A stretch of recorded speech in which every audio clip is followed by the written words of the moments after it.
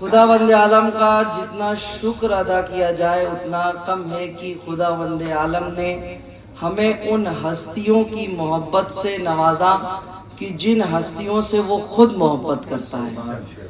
یہ میں نہیں کہہ رہا ہوں بلکہ حدیث کے ساتھ، کیونکہ شب جمعہ ہے لہٰذا میں چاہتا ہوں کہ حدیث قصہ کے جملے کے ذریعے ہی اپنی گفتگو کا آغاز کروں۔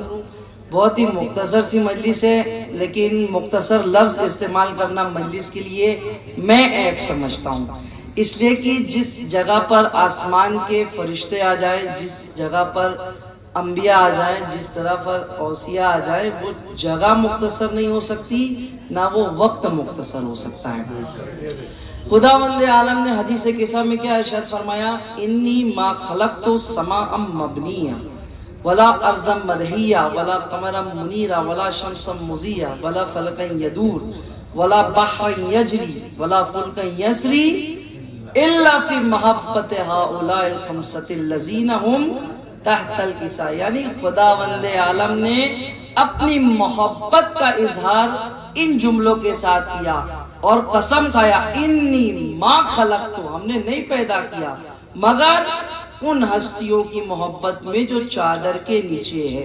چادر کے نیچے کون ہستی تھی آپ کو بہتر معلوم ہے۔ خداوند عالم قسم کھا کے کہہ رہا ہے کہ میں نے آسمان کے شامیانے کو لگایا، میں نے زمین کے فرش کو بچھایا، میں نے درختوں میں ہریالی کو پیدا کیا، میں نے دریاؤں میں روانی کو پیدا کیا، میں نے چرند کو پیدا کیا، میں نے پرند کو پیدا کیا، میں نے حیوانات کو پیدا کیا، میں نے انسانوں کو پیدا کیا، جو کچھ بھی پیدا کیا الا فی محبت ہؤلاء الخمسۃ الذین ہم تحت، یعنی وجود پنجتن پاک اور آل محمد نہ ہوتا تو خداوند عالم اس کائنات کو کبھی خلق نہ کرتا۔ سبب خلقت کائنات اگر کوئی ذات ہے تو وہ آل محمد علیہ السلام کی ذات ہے۔ مل جل کر آل محمد پر باواز بلند صلوات ارشاد فرمائیں۔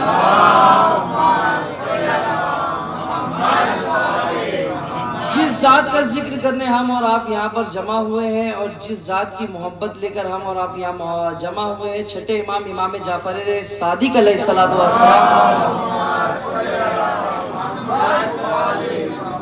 ارشاد فرماتے ہیں کہ جب تم اپنے دل میں محبت آل محمد کو محسوس کرو تو جا کے اپنے ماں کے قدموں کا بوسہ دیا کرو۔ کسی نے کہا مولا میری ماں اس دنیا میں نہیں ہے، میں اپنی ماں کے قدموں کا بوسہ کیسے دوں؟ کہا اپنے ماں کے قبر کے پایتی جا کے اس کا بوسہ دوں۔ پوچھا مولا آخر اتنی زیادہ تاکید کیوں؟ کہا اگر اس ماں نے اپنے زندگی میں ذرہ برابر بھی خیانت کی ہوتی تو آپ کے دل میں محبت آل محمد نہ ہوتی۔ ہم سب یہاں پر ذکر آل محمد کرنے کے لیے جمع ہوئے ان کی محبت لے کر، یہ ہمارے والدین کی طہارت کا نتیجہ ہے۔ ذکر شہزادی دو عالم کا دو جملہ اگر میں آپ کے سامنے کہوں تو اللہ نے حدیث قدسی میں ارشاد فرمایا لولا لما خلقت الافلاک، میرے حبیب اگر آپ کو پیدا کرنا مقصد نہ ہوتا تو میں اس پوری کائنات کو پیدا نہ کرتا۔ اس کے بعد کیا کہا؟ لولا علی لما خلقت، اگر ذات علی ابن ابی طالب کو پیدا کرنا مقصد نہ ہوتا میرے حبیب میں تمہیں بھی پیدا نہ کرتا۔ اگر حدیث صرف یہیں پر رک جاتی تو میں کچھ نہیں کہتا۔ پروردگار عالم کہہ رہے لولا فاطمہ لما خلقتکما، اگر وجود صدیقہ طاہرہ کو خلق کرنا مقصد نہ ہوتا تو نہ تو میں علی کی ذات کو خلق کرتا نہ تو نبی کی ذات کو خلق کرتا۔ پوری کائنات کو خلق کرنے کا سبب پیغمبر اکرم کی ذات، پیغمبر کو خلق کرنے کا مقصد علی ابن ابی طالب کی ذات، اور سب کو پیدا کرنے کے پیچھے مقصد صدیقہ طاہرہ حضرت زہرا سلام اللہ علیہا کا وجود ہے۔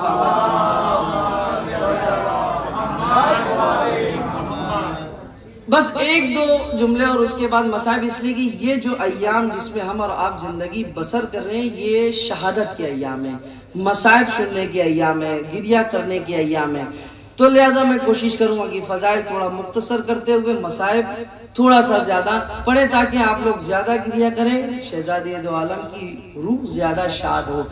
بی بی سلام اللہ علیہ کے بارے میں ملتا ہے کہ جب اللہ نے چاہا، میں بہت دیکھیے میں بہرحال جو لوگ مجھے جانتے ہیں یہاں پہ وہ جانتے ہیں میں بہت اطمینان سے بات کرنے کا عادی ہوں تاکہ بات آپ لوگوں کے ذہن تک پہنچ جائے. اس لیے کہ محشر کے میدان میں جب پروردگار ہماری گردن پکڑے گا کہ بھائی مولانا تم نے 1 گھنٹہ لیا, اس میں 100 لوگ تھے, 100 گھنٹے کا حساب تو تم نے 100 گھنٹے میں کیا دیا, تو وہ 100 گھنٹہ یہ جو آپ لوگوں نے یہاں پر سرو کیا ہے اس کا جواب آپ لوگ وہاں دے سکے. لہذا کچھ بات ایسی ہو کہ آپ کے ذہن تک پہنچ جائے.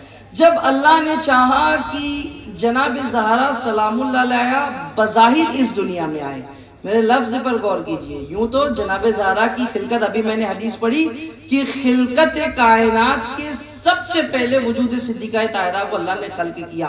میں نے لفظ استعمال کیا جب اللہ نے چاہا بظاہر اس دنیا میں جناب زہرا سلام اللہ علیہا کا وجود بابرکت آئے, تو اللہ نے بقیہ لوگوں کی طرح انتظام نہیں کیا. پیغمبر کو خلق کیا, انبیاء کے صلبوں میں رکھا. علی ابن ابی طالب کو خلق کیا, انبیاء کے صلبوں میں رکھا. ائمہ کو خلق کیا, انبیاء کے صلبوں میں رکھا. لیکن جب وجود حضرت زہرا عطا کرنا تھا, میرے حبیب تمہیں معراج کی بلندیوں پر آنا پڑے گا.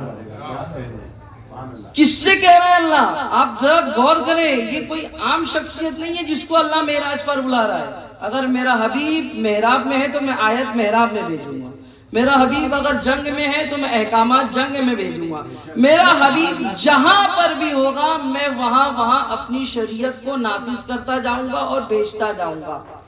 یعنی اتنا پروردگار عالم اپنے نبی کے بارے میں حساس ہے کہ میرے حبیب تمہیں آنے کی ضرورت نہیں ہے, تکلیف اٹھانے کی ضرورت نہیں ہے, میں تمہارے پاس بھیجوں گا, تم صرف نافذ کرتے جانا اور لوگوں تک قرآن کو پہنچاتے جانا, احکامات کو پہنچاتے جانا.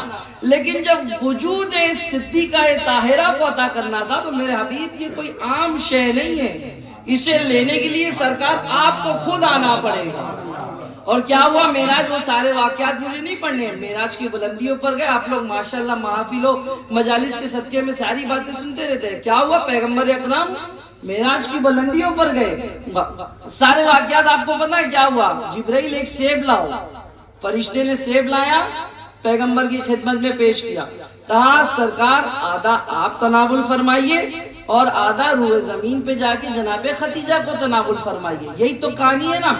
یعنی کہ اس سیب کو عطا کرنے کے لیے پیغمبر کو آسمان کی بلندیوں پر بلایا. میں نے لفظ غلط استعمال کیا, اس سیب کو عطا کرنے کے لیے اللہ نے نہیں بلایا, بلکہ اس سیب کے ذریعے جو نور پیدا ہونا تھا اللہ نے اس کے لیے میرے حبیب کو آسمان کی بلندیوں پر بلایا. کہا آدھا سیب آپ تناول فرمائیے, آدھا روح زمین پہ جا کر جناب خدیجہ سلام اللہ علیہا کو دیجئے. پیغمبر نے ویسے ہی کیا, آدھا سیب خود تناول فرمایا اور آدھا سیب حضرت خدیجہ سلام اللہ علیہا کو دیا, جس کے نتیجے میں بطن خدیجہ میں نور سیدہ منتقل ہوا. ایک جملہ میں نے استعمال کیا, اگر آپ نے غور کی ہوگی, اللہ نے تمام انبیاء کو, تمام ولیوں کو, تمام اماموں کو آدم کی صلب سے لے کر منتقل کرتا گیا, لیکن صدیقہ طاہرہ کے وجود کو منتقل نہیں کیا بلکہ آسمان کی بلندیوں پر بلایا. یعنی نگاہ قدرت میں عصمت زہرا کا اتنا خیال ہے کہ پروردگار کو اتنا بھی گوارا نہیں ہے کہ نور سیدہ کسی انبیاء کے صلب سے منتقل ہو کر جناب خدیجہ تک پہنچے.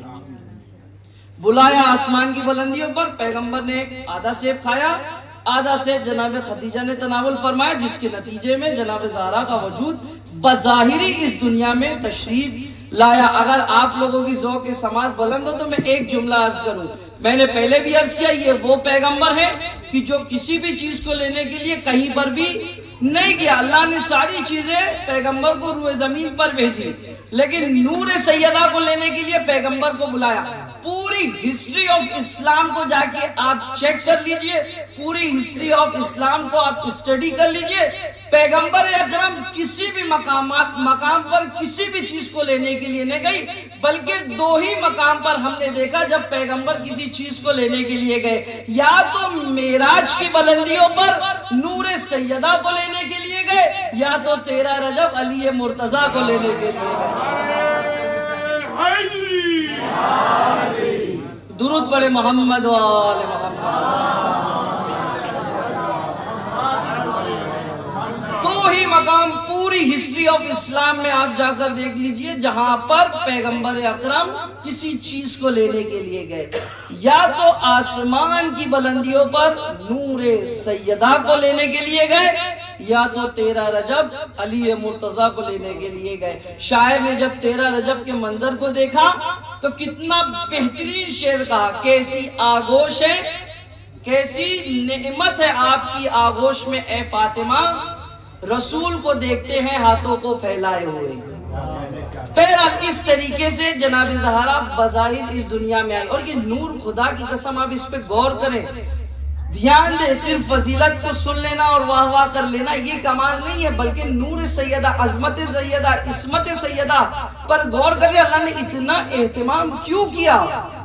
جیسے باقی نبیوں کو صلبوں میں رکھا، باقی اماموں کو صلبوں میں رکھا، باقی لوگوں کو صلبوں سے گزار کے منتقل کیا، اسی طریقے سے صدیقہ طاہرہ کو بھی کر سکتا تھا، لیکن قدرت کو اتنا بھی گوارا نہیں تھا کہ جناب زہرا کا نور کسی انبیاء کے صلب میں منتقل ہو۔ یہ نور وہ ہے کہ جس کے بارے میں روایت حدیث میں نے خود پڑھی ہے، متا قامت فاطمہ فی محراب زہرا نورہا فی ملائکۃ السماء، جب صدیقہ طاہرہ مصلی عبادت پر آیا کرتی تھی، متا قامت فاطمہ فی محرابہا، اپنے مصلی عبادت پر آیا کرتی تھی، زہرا نورہا، ایک ایسا نور ساطع ہوتا تھا، ایک ایسا نور نکلتا تھا، فی ملائکۃ السماء، یعنی کہ آسمان کے ملائکہ جس نور کو دیکھ کر رشک کرتے تھے۔ یہ تھا عبادت کا معیار صدیقہ طاہرہ کا۔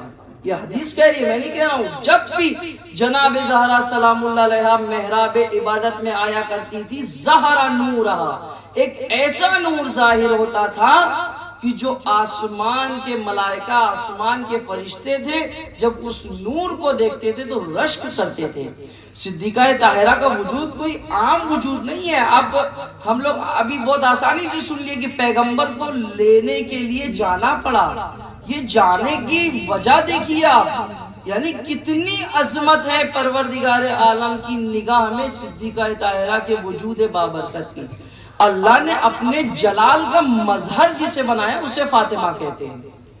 جناب زہرا کے القاب میں سے ایک ہے جلال الہی، یعنی جس ذات سے خداوند عالم کی جلال کو ظاہر کیا جائے، یعنی جو ذات صدیقہ طاہرہ، یعنی جو ذات پروردگار عالم کے جلال کا مظہر بنے، کہ کوئی عام شے نہیں ہے۔ آپ دیکھیں، میں نے ایک حدیث ارشاد فرمائی کہ اگر پیغمبر اکرم کو خلق کرنا مقصد نہ ہوتا تو اللہ اس کائنات کو خلق نہ کرتا۔ اس کائنات کو خلق کیا پیغمبر کے صدقے میں، پیغمبر کو علی کے صدقے میں، علی کو صدیقہ طاہرہ سلام اللہ علیہ کے صدقے میں۔ یہ کوئی عام شے نہیں ہے۔ اللہ نے جب پوچھا گیا مقصد خلقت محمد کیا ہے تو کہا میں نے لوگوں کی ہدایت کے لیے محمد کو خلق کیا۔ پھر مولا کائنات کے وجود کو کیوں خلق کیا؟ جب آپ نے ہدایت کو لیے محمد کو خلق کر دیا تو علی کی ضرورت کیا تھی؟ اچھا، علی کو جب خلق کر دیا تو فاطمہ کے وجود کی ضرورت کیا تھی؟ تو جب ہم نے غور کیا تو ہم اس نتیجے پر پہنچے کہ اللہ نے پیغمبر کی ذات کو ہدایت کے لیے، لوگوں کی ہدایت کے لیے خلق کیا، لیکن اس ہدایت تک پہنچنے کے لیے ولایت کی ضرورت پڑے گی، اور اس ولایت تک پہنچنے کے لیے کوئی ایسی ذات کا رابطہ ہونا چاہیے کہ جو لوگوں کو اٹھا کر ولایت تک پہنچائے، ولایت انہیں نبوت تک پہنچائے، اور نبوت انہیں توحید تک پہنچائے۔ لہذا خداوند عالم نے ایسا نظام کیا کہ کوئی ایسی ذات ہو کہ جس کا تعلق نبوت سے بھی برابر کا ہو، امامت سے بھی برابر کا ہو۔ چادر کیسا میں ایسے ہی نہیں، حدیث کیسا میں آ گیا ہم فاطمہ و ابوہا و بالوہا بنوہا، سب کے مرکز کو صدیقہ طاہرہ بنایا۔ کیوں؟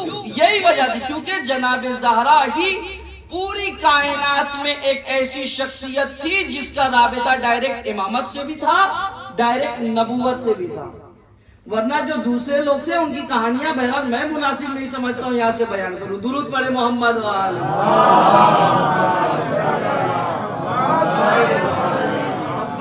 یعنی جب اللہ نے وجود سیدہ کو خلق کیا تو اللہ نے کہا میں ایک ایسی ذات کو خلق کروں گا جو سقیفائی بادل جو آسمان میں گرجتے ہوں گے ان آسمان کو نزول کرے گی اور ولایت کے آفتاب کو بلند کرے گی تاکہ لوگ ولایت کے آفتاب کی روشنی سے استفادہ کر کے نبوت تک پہنچ سکے اور نبوت سے خداوند عالم کی توحید تک پہنچ سکے۔ اگر وجود حضرت زہرا نہ ہوتا تو خدا کی قسم ممکن ہی نہیں تھا کہ کوئی ذات خداوند عالم کی ذات تک پہنچ جائے، پاسبل ہی نہیں تھا کہ آپ خدا کی ذات تک کنیکٹ ہو سکے۔ اگر کوئی ذات آپ کو خداوند عالم سے قریب کرتی ہے اور کنیکٹ کرتی ہے تو وہ وجود حضرت زہرا سلام اللہ علیہ۔ لہذا جناب زہرا سلام اللہ علیہ کی شخصیت، جناب زہرا سلام اللہ علیہ کی زندگی، جناب زہرا سلام اللہ علیہ کے اخلاق، بہرحال ایک مجلس میں تو ساری چیزیں بیان نہیں ہو سکتی کیونکہ خواتین بیٹھی ہے، لہذا میں عرض کروں صدیقہ طاہرہ کی زندگی کو اگر میں ایک شارٹ اس میں بیان کروں تو جناب زہرا کو از لحاظ زوجہ دیکھیں گے تب بھی آئیڈیل ہے، جناب زہرا کو از لحاظ مادر دیکھیں گے تب بھی آئیڈیل ہے، جناب زہرا کو از لحاظ دختر دیکھیں گے تب بھی آئیڈیل ہے۔ یعنی انسان کی زندگی میں جس مرحلوں میں اسے کسی آئیڈیل کی ضرورت ہے، اگر وہ صدیقہ طاہرہ کی زندگی کو پڑھتا رہے گا اور انہیں اپنا آئیڈیل بناتا رہے گا تو وہ کبھی زندگی میں گمراہ نہیں ہو سکتا۔ وہ کہیں گے آپ کیسے؟ صدیقہ طاہرہ سلام اللہ علیہ کو از لحاظ دختر دیکھیں، بیٹی کے لحاظ سے دیکھیں تو بیٹی کا معیار اتنا بلند تھا کہ باپ کہنے پر مجبور ہو گیا فاطمہ تو ام ابیہ۔ از لحاظ مادر دیکھیں گے تو بچوں کی ایسی تربیت کی اور اس پیمانے پر بچوں کو بلند کیا کہ پیغمبر اکرم کو کہنا پڑا الحسن والحسین سید شباب اہل الجنہ، حسن و حسین جنت کے جوانوں کے سردار ہیں۔ از لحاظ زوجہ اگر دیکھیں گے تو جب شادی کی پہلی رات گزر گئی اور پیغمبر اکرم دوسرے دن حجرہ جناب زہرا میں آئے، مولا کائنات سے ملاقات کی، کہا علی تم نے میری بیٹی فاطمہ کو کیسا پایا؟ کیسا پایا؟ تو پیغمبر نے کیا جواب دیا؟ آپ نے کبھی غور کیا پیغمبر نے کیا جواب دیا؟ میں نے آپ کی بیٹی جناب زہرا سلام اللہ علیہ کو ایسے ہی پایا، یا میں لفظوں کو بدل کر کہوں جب پیغمبر نے سوال کیا یا علی تم نے میری بیٹی کو کیسا پایا تو مولا کائنات نے ارشاد فرمایا میں نے آپ کی بیٹی کو اللہ کی عبادت میں اپنا مددگار پایا، اللہ کی عبادت میں اپنا مددگار پایا۔ یہاں پر ہمیں کیا لیسن ملتا ہے کہ ایک خاتون اگر اس کے دل میں صدیقہ طاہرہ جناب زہرا سلام اللہ علیہ کی محبت ہے اور وہ ازدواج کر کے کسی دوسرے کے گھر جا رہی ہے تو وہ اسی وقت جناب زہرا کی کنیز ہو سکتی ہے کہ جب وہ اپنے شوہر کی عبادت میں اس کی مددگار قرار پائے۔ ایسا نہیں ہے کہ دنیا کے معاملات میں آپ پوچھے، رسول نے کچھ نہیں پوچھا، کہا میری بیٹی کو تم نے کیسا پایا؟ کہا کہ یا رسول اللہ میں نے آپ کی بیٹی کو اللہ کی عبادت میں اپنا مددگار پایا۔ یعنی کہ سیرت سیدہ پر چلنے والی خاتون وہی ہے کہ جو اپنے شوہر کو دین سے دنیا کی طرف منتقل نہ کرے بلکہ دنیا سے دین کی طرف منتقل کرے۔ صلوات پڑھے محمد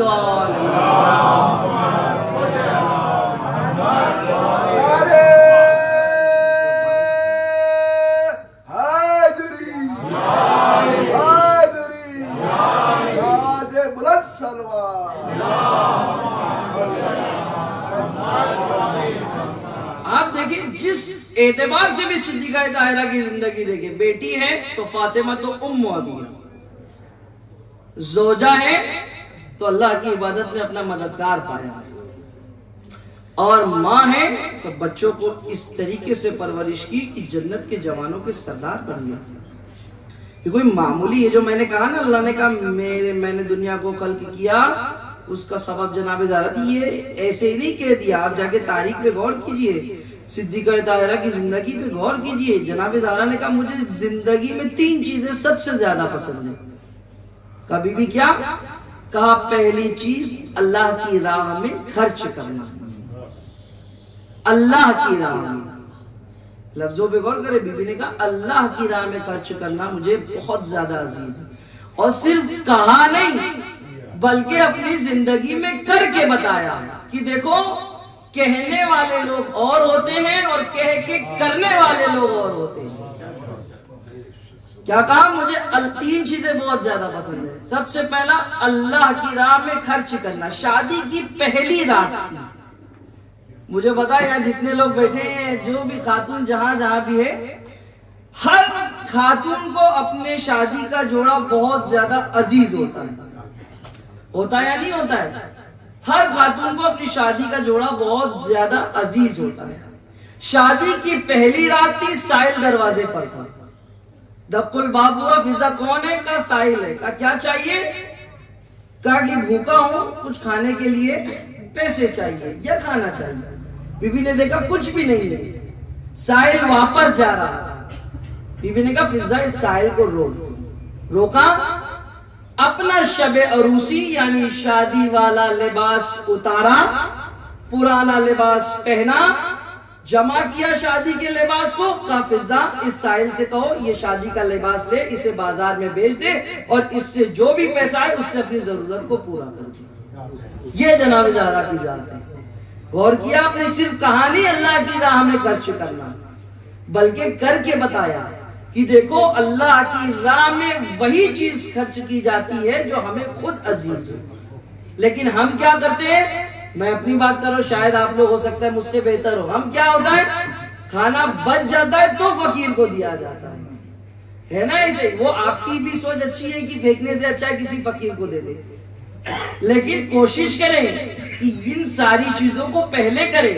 اور اکثر یہ ہوتا ہے کوئی غریب آیا, ہاں گھر میں پرانا کپڑا ہے, اس کو جمع کر کے اس کو دے دیا جائے. یہ دوسرے لوگوں کا کام ہے. اہل بیت کے چاہنے والوں کا کام نہیں ہے. سیرت سیدہ پہ چلنے والوں کا کام نہیں ہے. سیرت علوی پہ چلنے والوں کا کام نہیں ہے کہ بچا ہوا کھانا دے دیا جائے, پھٹا ہوا کپڑا دے دیا جائے یا پرانی چیز دے دیا جائے, بلکہ خداوند عالم کی راہ میں ان چیزوں کو خرچ کیا جائے جو آپ کو خود بہت زیادہ عزیز ہے. امام حسن کا دسترخوان لگا ہوا تھا. شخص آیا, بہت سارے واقعات میں کتنی سناؤں. شخص آیا, آنے کے بعد کیا کہا؟ پہلے مولا کائنات کے پاس گیا, کہا میں بھوکا ہوں, فلاں ہوں فلاں ہوں. مولا نے کہا کہ جاؤ فلاں جگہ میں دسترخوان لگا, تمہاری ضرورت پوری ہو جائے گی. گیا, امام حسن کا دسترخوان لگا ہوا, کھا رہا ہے, تھیلی میں جمع کر رہا ہے, کھا رہا ہے, تھیلی میں جمع کر رہا ہے. امام حسن آئے, آنے کے بعد کہا کہ تجھے جتنا کھانا ہے تو کھا لے, بعد میں تو لے کے بھی چلے جانا. یہ ایک نوالا کھاتا ہے اور ایک نوالا جمع کیوں کرتا ہے؟ کہا کہ مجھے جس نے آپ کا ایڈریس بتایا ہے میں نے اس کو دیکھا وہ سوکھی روٹیاں کھا رہا تھا, تو میں اس کے لیے. کہا کہ کچھ نام بتایا اس نے؟ کہا نہیں نام تو نہیں بتایا, لیکن جو خوشبو آپ کے وجود سے آ رہی ہے وہی خوشبو اس کے وجود سے آ رہی تھی. صلوات پڑھے محمد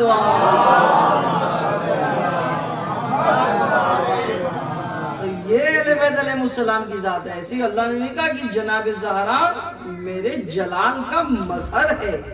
جب جناب زہرا جلال کا مظہر بن جاتی ہے تو اللہ اپنی رضایت کو وجود زہرا میں رکھ دیتا ہے. جس سے یہ راضی ہوگی اس سے میں راضی ہوگا, جس سے یہ غضبناک ہوگی اس سے میں غضبناک ہوں. یہ کب ہوتا ہے؟ جب کسی کا وجود, کسی کا قلب اتنا پاک ہو جائے کہ وہ خداوند عالم کی ذات کو پہچاننے کے لیے ایک آئینہ بن جائے. جب وہ آئینہ بن جاتا ہے تو خدا خود کہتا ہے کہ جس سے سیدہ راضی اس سے خدا راضی, جس سے سیدہ ناراض اس سے خدا ناراض. اب آپ سوچیں اور پہچانے منزلت حضرت زہرا, یعنی جس کی رضایت میں اللہ نے اپنی رضایت کو رکھا.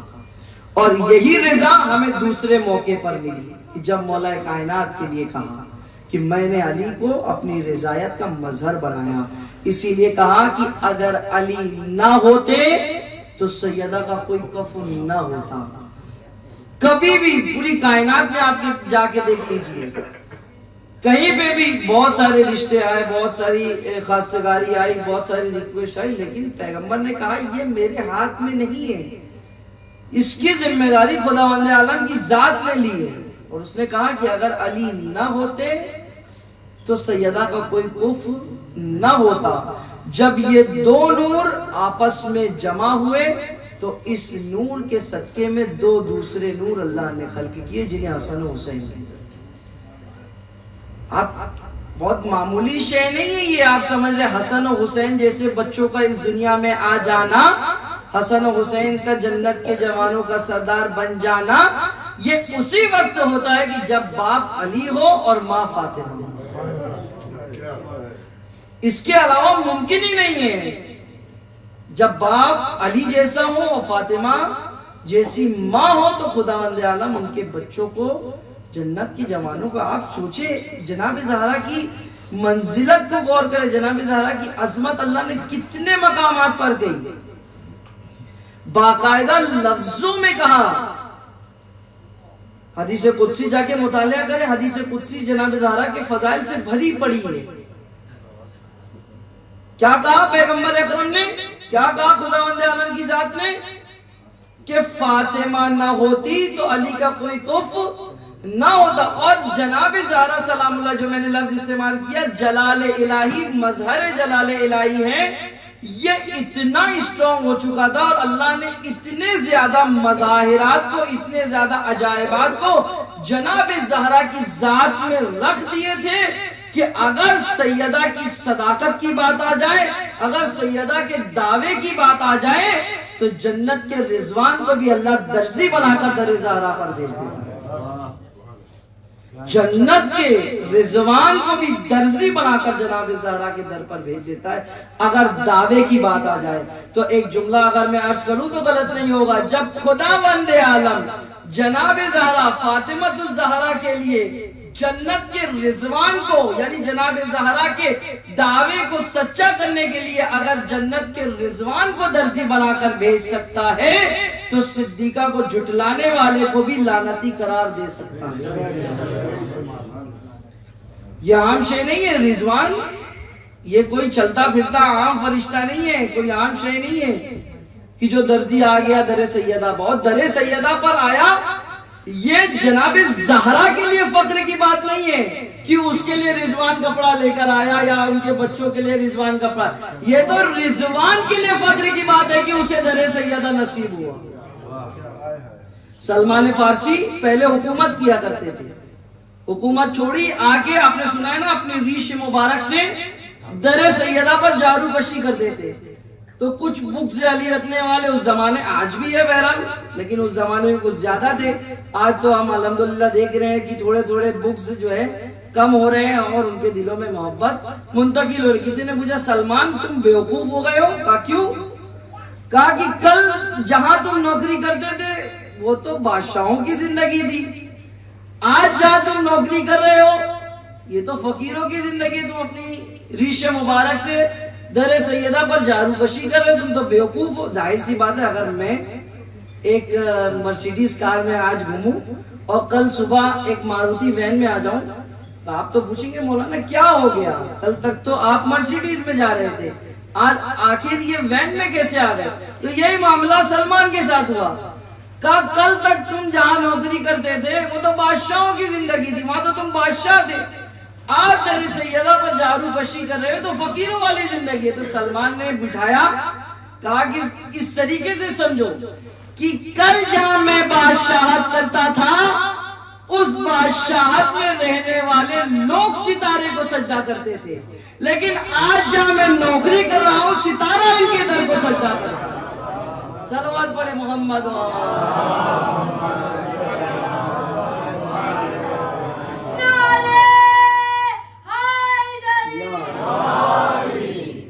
کل جہاں میں بادشاہت کرتا تھا وہ سب ستارے کو سجدہ کرتے تھے، آج جہاں میں نوکری کر رہا ہوں ستارہ ان کے در کو سجدہ کر رہا ہے۔ یہ سیدہ کے لیے فخر کی بات نہیں ہے، یہ تو آنے والے زہرا کے لیے فخر کی بات ہے کہ وہ در سیدہ پہ آ کر رکا۔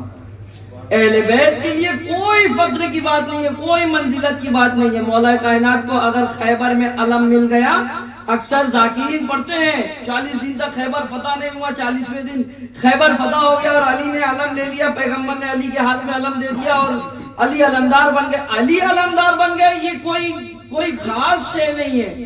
بلکہ اگر میں لفظوں کو پلٹ کے کہوں علی کے ہاتھ میں علم آیا، یہ علی کے لیے فخر کی بات نہیں ہے، بلکہ علم کو دست علی ملا، یہ فخر کی بات ہے۔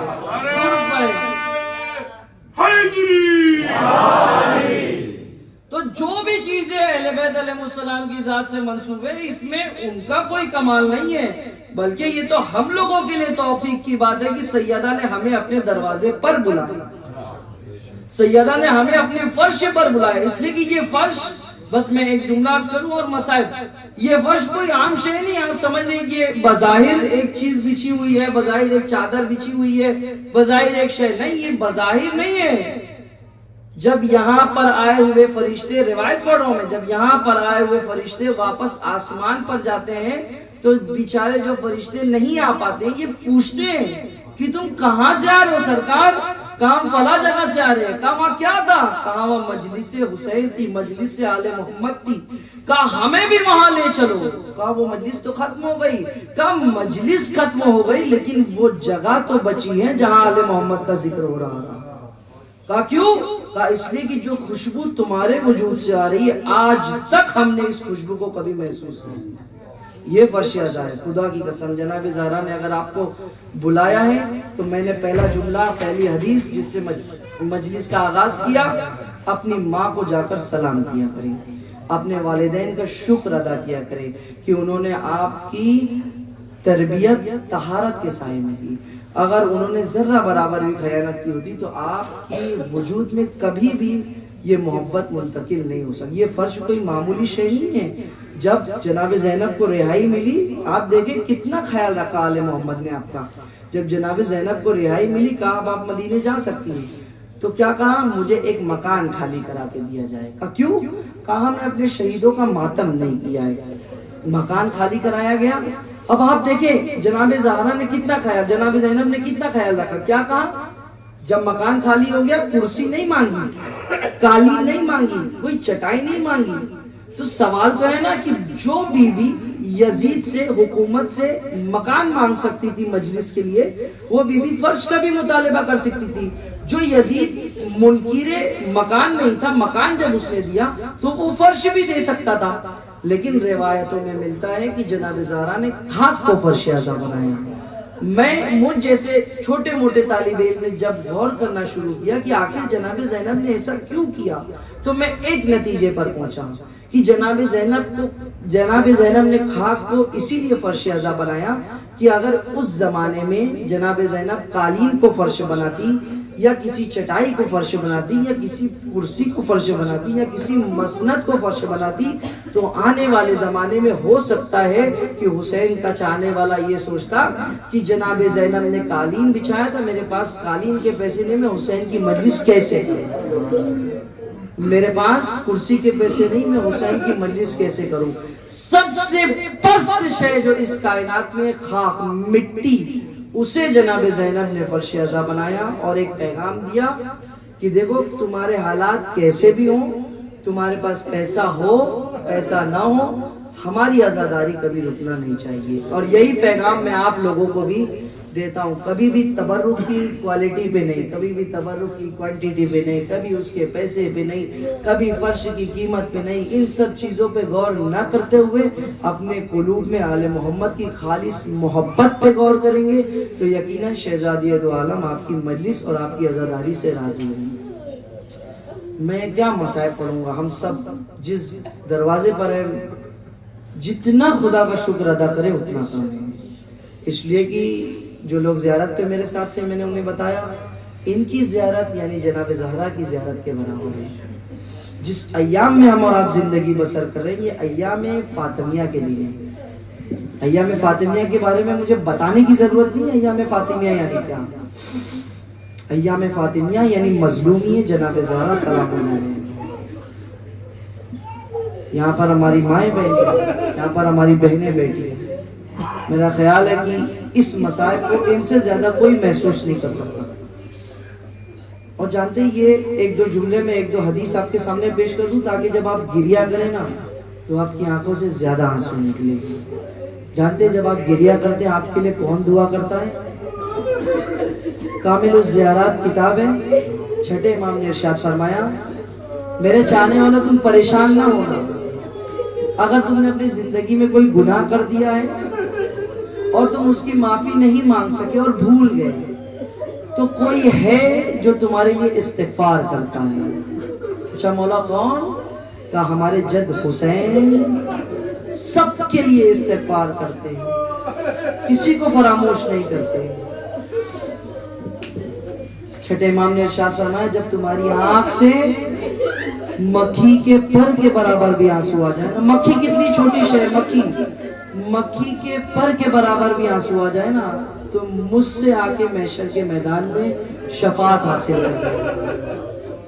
یہ ہے آل محمد جنہوں نے آپ کا اس جگہ پر خیال رکھا جہاں نہ ماں بیٹی کو پہچانے گی نہ باپ بیٹے کو پہچانے گا. وہاں پر آل محمد نے کہا ہمارے چاہنے والوں دیکھو گھبرانا نہیں, ہم تمہارا ساتھ دیں گے, کوئی ساتھ دے یا نہ دے لیکن ہم تمہاری شفاعت کریں گے. خدا آپ کی آوازوں پر رحمت نازل کرے, خدا آپ کے آنسوؤں کو رومال سیدہ میں جگہ عنایت فرمائے. خدا کی قسم یہ آنسو اتنے قیمتی ہے نا کہ ہر مجلس میں اس آنسو کو لینے کے لیے جنت البقیع سے ایک خاتون جس کی پسلی بھی ٹوٹی ہوئی ہے لیکن وہ آتی ضرور ہے,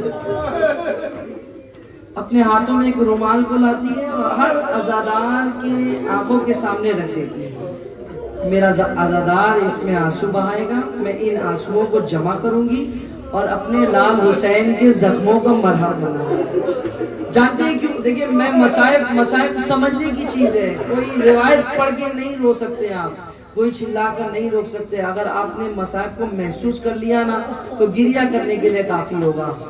حسین کے زخموں کا مرہم کیوں بناتی ہے شہزادی معلوم ہے؟ ان آنسوؤں کے ذریعے. میں نے روایتوں میں پڑھا جب شام غریبہ زینب اپنے بھائی کے لاشے کا بوسہ لینا چاہتی تھی نا, چومنا چاہتی تھی نا, تو روایتوں میں ملتا ہے کوئی ایسی جگہ نہ بچی تھی جہاں زینب اپنے بھائی حسین کا بوسہ.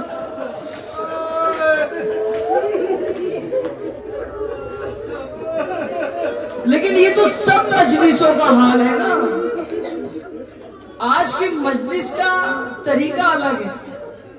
آج یہ دکھیاری ماں رومال لے کر نہیں آئی بلکہ خود حسین اپنی ماں کا بوسہ لے لے.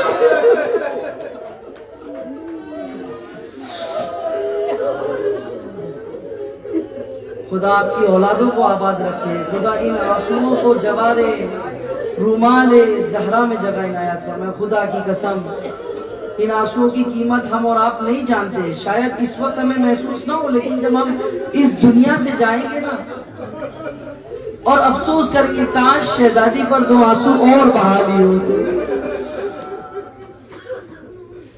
آپ سے زیادہ خوش نصیب اس وقت دنیا میں کوئی نہیں ہے, اس لیے کہ آپ سرزمین قم پر ہیں, بی بی معصومہ قم کا حرم ہے جس کی زیارت جناب زہرا کی زیارت کے برابر ہے.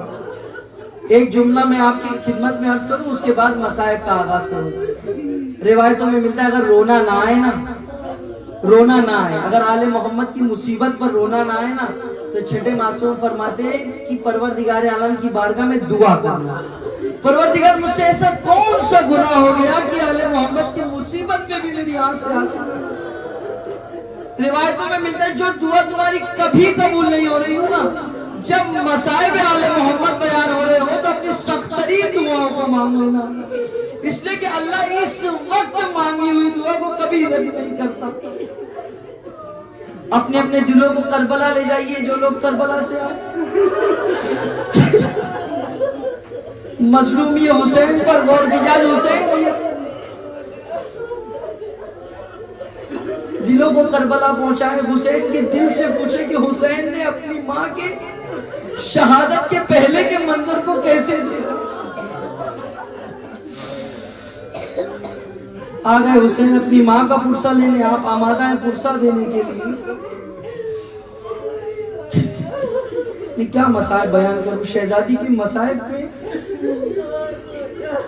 اتنی مظلومات تھی کہ زندگی میں تو ظالموں نے رلایا, لیکن جب بی بی اس دنیا سے رخصت ہو گئی روایتوں میں پہلے نے 40 قبریں بنائی اور وہ بھی مٹا دی.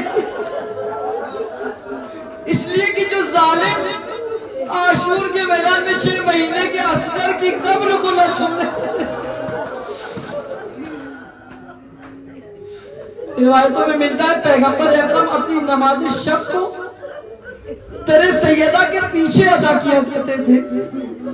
पैगंबर अकरम दर सैयदा पे आकर सलाम किया करते थे।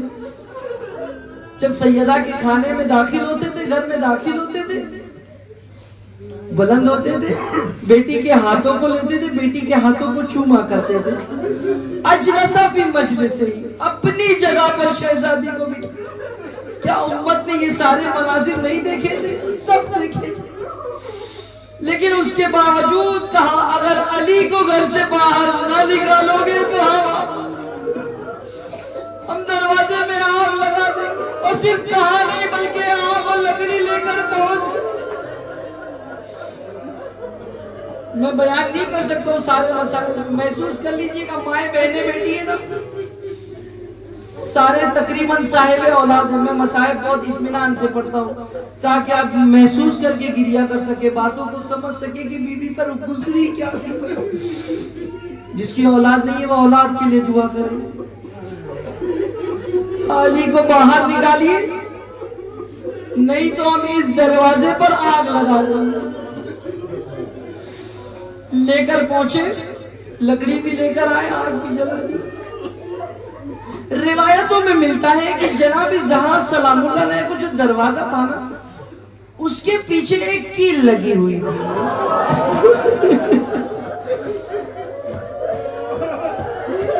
आप इस मसाज को ऐसे समझिए, खुसूसन खवातीन, जब एक खातून के शिकम में बच्चा हो, उसके घर वाले कोशिश करते हैं कि इस खातून को किसी तरीके की अजियत ना होने पाए। पानी उसे बिस्तर पे पहुंचाया जाए, खाना उसे बिस्तर पे पहुंचाया जाए। जरा से भी अगर वो कहे ना मेरी तबीयत नासाज है, सारे घर वाले जमा हो जाते है कि नहीं? ऐसा अगर आप महसूस कर सके, ऐसे ही ना जब एक माँ की शिकम में जब यही कैफियत होती है ना। मुझे इंसाफ से बताइए, क्या सैयदा के शिकम में मोहसिन ना था?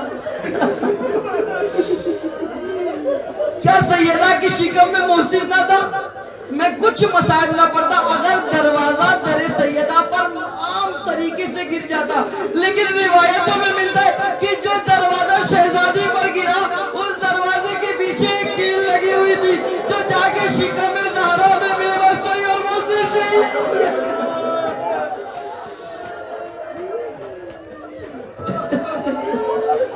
और बाबे अगर रिवायत में मिलता है कि जनाब ज़हरा दोनों दीवार के दरमियान पिस गई।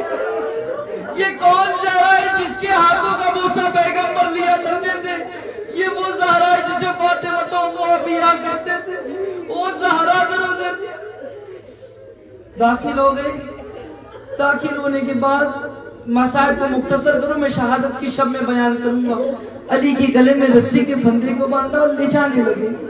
रिवायतों में मिलते हैं जब अली को ले जाने लगे ना, आप जानते हैं एक ज़ौजा के लिए सबसे सख्त मरहला कब होता है और एक शौहर के लिए उसके लिए सबसे सख्त मरहला क्या होता है? दोनों की चीजें, दोनों कैफियत को महसूस करें।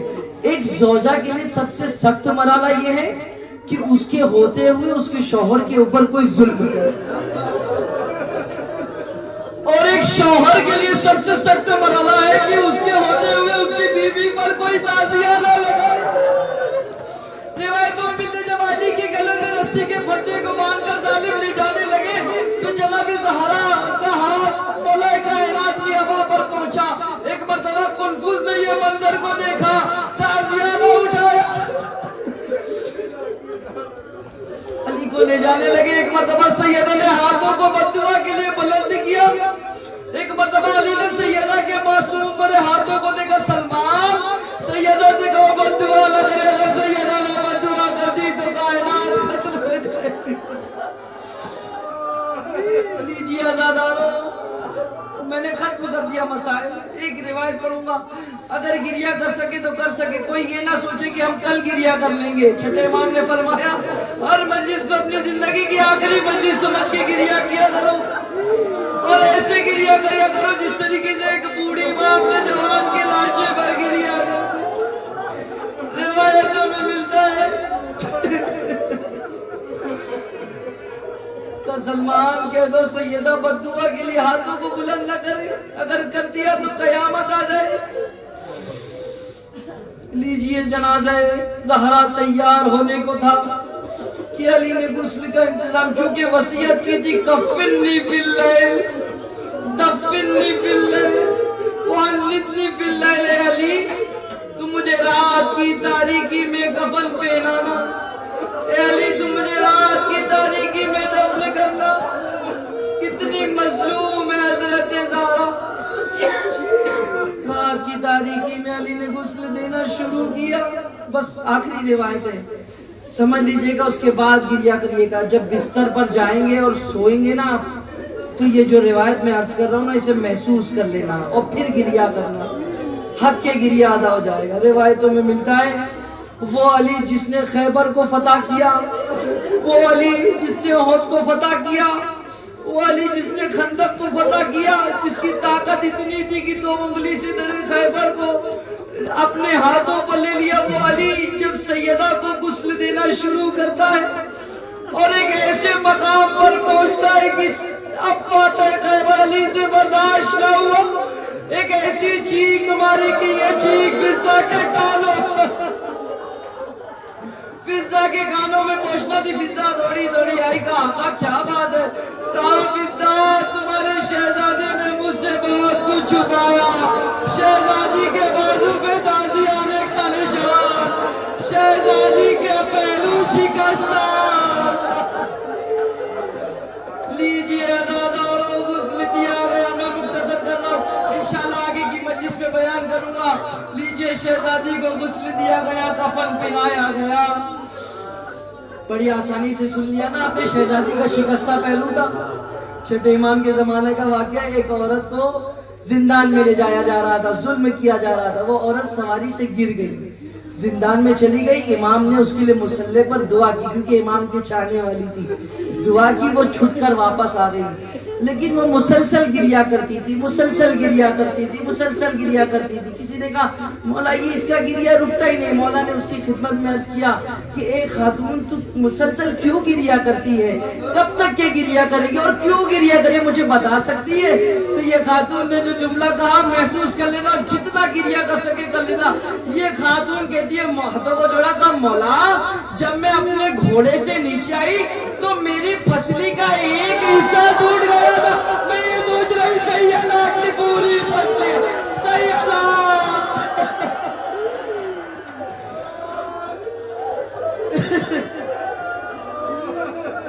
لیجئے علی نے کفن پہنایا، تیار کیا، ام کلثوم ماں کا آخری دیدار کر لو، زینب ماں کا آخری دیدار کر لو، بیٹا حسن بس میں نے تمام کیا، بیٹا حسن ماں کا آخری دیدار کر لو۔ سب لوگوں نے ماں کا دیدار کیا۔ ایک مرتبہ فضا سے کہا فضا میرا حسین نظر نہیں آ رہا۔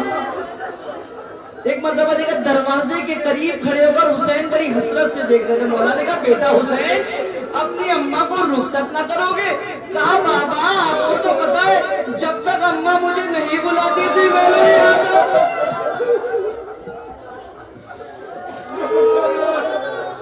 ان جملوں کا سننا تھا، تاریخ نے لکھا سیدہ کا بندے کا بند ٹوٹا، میرے حسین میری آغوش میں آ جا۔ حسین دوڑے دوڑے گئے، اماں کے گلے سے لپٹے۔ سیدہ نے کان میں کچھ کہا ہوگا مجھے نہیں پتا، لیکن ایک بات ضرور کہی ہوگی، اے حسین گھبرانا نہیں، یہ ماں تیرا ساتھ نہ چھوڑے گی، یہ ماں تیرے ساتھ کربلا۔